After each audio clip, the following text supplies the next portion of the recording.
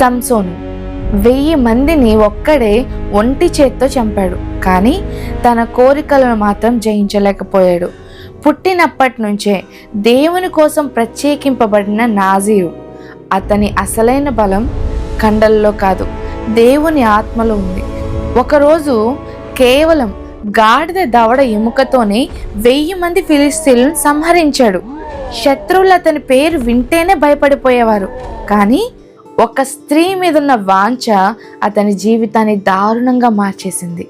నాజీరు చేయబడిన వ్యక్తి తన బలం జుట్టులో ఉందని చెప్పేశాడు. జుట్టు కత్తిరించబడింది. దేవుని శక్తి అతనిని విడిచిపోయింది. అతన్ని బంధించారు, కళ్ళు పీకేశారు, శత్రువులు అతనిని అవమానించారు.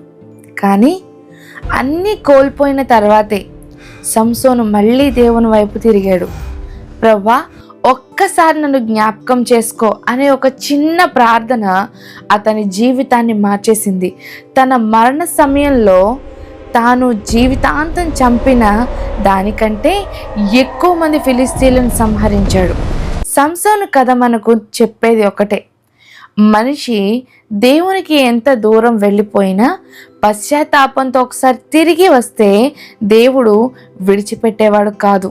సంసోను జీవితంలో జరిగిన ఆశ్చర్యకరమైన సంఘటనలు, అతని పుట్టుక నుండి మరణం వరకు పూర్తి చరిత్రను తెలుసుకోవాలంటే ఈ వీడియోను తప్పకుండా చూడండి.